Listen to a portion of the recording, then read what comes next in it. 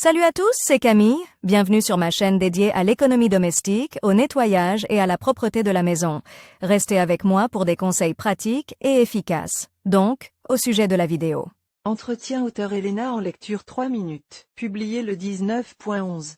2018. En achetant un multivarca, toute personne prête immédiatement attention aux matériaux à partir duquel le bol est fabriqué. En règle générale, non seulement les moyens correctement sélectionnés pour le lavage, mais aussi les moyens de nettoyer la surface en dépendent. Le téflon, ou, comme on l'appelle aussi, l'anti-adhésif, est fabriqué en fonte, en aluminium ou en acier. Pour ne pas abîmer la surface sensible du téflon, il est nécessaire de suivre les règles de base. Lors de l'achat d'un multicuiseur, toute personne prête immédiatement attention au matériau dans lequel la cuve est fabriquée. En règle générale, ce matériau détermine non seulement les moyens de nettoyage appropriés, mais aussi les méthodes de nettoyage de la surface. Le téflon, également appelé anti-adhésif, est fabriqué en fonte, en aluminium ou en acier. Pour ne pas abîmer la surface sensible du téflon, il est nécessaire de suivre les règles de base. Lavage de la cuvette.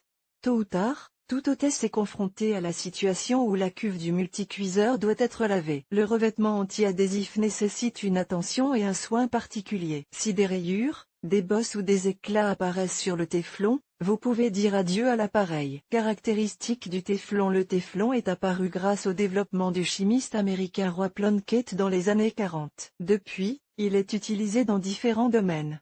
Fabrication d'ustensiles de cuisine, l'industrie aéronautique, fabrication de roulements, construction, prothèses, l'industrie chimique. Dans la fabrication d'ustensiles de cuisine, le revêtement en téflon présente un certain nombre d'avantages, ne brûle aucun des types de produits connus. Haute résistance à la chaleur. Facile à nettoyer. Peut être lavé au lave-vaisselle. En revanche, il convient de noter que seules les spatules en silicone peuvent être utilisées pour cuisiner. Même les spatules en bois peuvent endommager irrémédiablement le téflon. Comment et avec quoi laver? L'entretien de la cuvette en téflon se fait de la manière suivante. Vous ne pouvez pas utiliser de produits abrasifs ou en poudre. Seuls des détergents doux et délicats doivent être utilisés. Le détergent doit être exempt d'alcali, d'acide, de chlore et d'autres éléments agressifs. Ne commencez pas le lavage avant que le conteneur n'ait complètement refroidi. Pour accélérer ce processus, il convient de le retirer du boîtier. N'utilisez que des éponges douces. Refusez les grattoirs durs et métalliques. S'il y a de la suie sur la surface, qu'une éponge ordinaire ne peut pas éliminer, vous pouvez essayer de l'enlever de la manière suivante.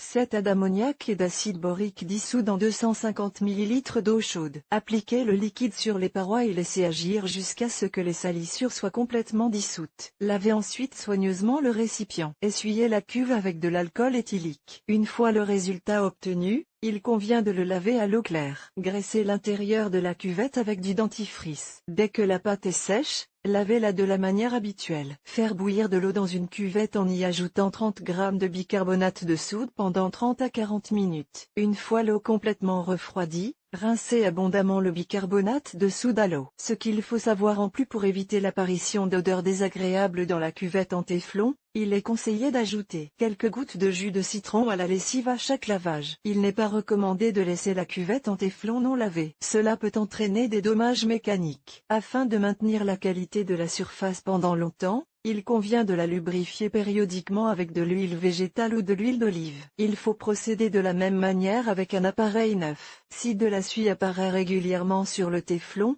c'est le signe que la cuve est devenue impropre à la cuisson. L'odeur désagréable du multicuiseur peut être éliminée en faisant bouillir 1 litre d'eau avec un demi-citron pendant 20 à 30 minutes.